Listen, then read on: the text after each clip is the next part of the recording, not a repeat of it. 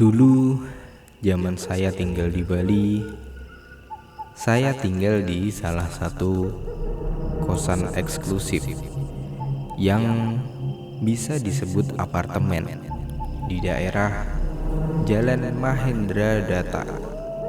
Saya tinggal di blok yang lorongnya gelap dengan satu lantai hanya 5 unit yang terisi. Kanan kiri saya kosong dan paling ujung dihuni oleh bule Belanda yang sudah kakek-kakek. Janggalnya, sejak saya tinggal di sana, kira-kira setiap jam 12 malam ada seorang bapak-bapak petugas yang akan selalu mengetuk pintu unit saya dan bertanya, "Gak ada apa-apa kan? Kalau ada apa-apa, bisa cari saya di bawah." Awalnya, saya biasa aja. Mungkin dia ingin memastikan keamanan, karena memang lantai yang saya huni ini kesannya sepi. Sedangkan saya hidup sendirian di sana. Sampai tibalah teror-teror aneh yang dirasakan. Setiap teman saya yang akan menginap di tempat saya, banyak sekali gangguan yang mereka ceritakan kepada saya. Saya akan menceritakan beberapa saja, karena banyak banget cerita dari mereka. Mulai dari kaki dipijitin mbak-mbak di tengah malam, diintip sosok cewek rambut panjang tinggi. Terus saya gimana?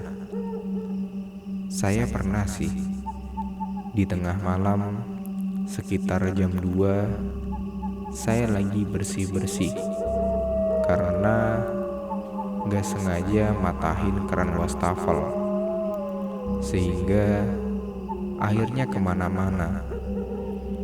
Dan mau gak mau, saya harus ngepel di tengah malam.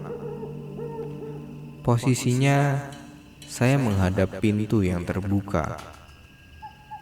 Ingat kakek-kakek bule Belanda tetangga saya, dia punya kebiasaan pulang di tengah malam dengan membawa kresek laundry. Hampir setiap hari begitu, sehingga ketika jalan selalu mengeluarkan bunyi kresek-kresek seperti bunyi plastik kresek yang diseret.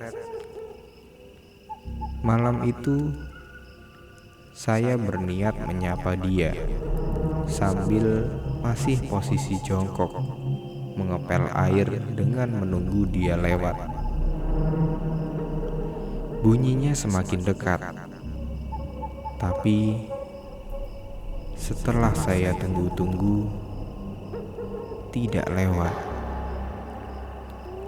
Kemudian suara itu hilang, dan secara tiba-tiba saja, sekelebat sepersekian detik, sebuah kain putih tinggi transparan lewat di lorong.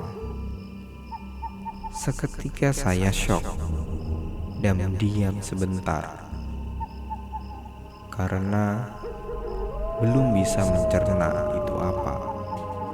Saya lanjutkan mengepel dengan tenang sampai selesai, tutup pintu dan kemudian rebahan di kasur.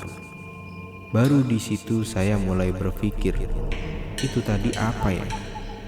Setelah 3 tahun hidup di unit yang penuh teror dan teman-teman yang tidak nyaman ketika berkunjung, saya tawari untuk dikenalkan kepada seorang Balian, sebutan untuk paranormal di Bali. Sebenarnya rasa penasaran saya tinggi, dan ada beberapa orang yang tanpa saya minta dan tidak saya kenal pun akhirnya ikut bersuara.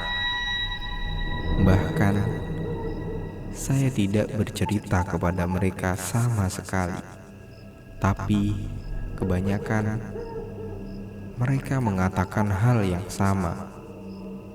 Ya sudahlah, coba aja. Lalu hasilnya adalah, menurut balian yang pertama, di depan kamar mandi ada cewek yang akan selalu muncul jam 2 malam. Cewek ini suka ikut saya, asalnya dari unit saya.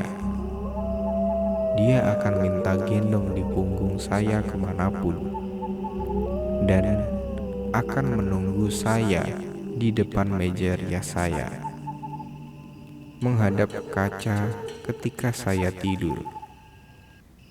Dia tidak suka saya berteman dan pacaran dengan siapapun.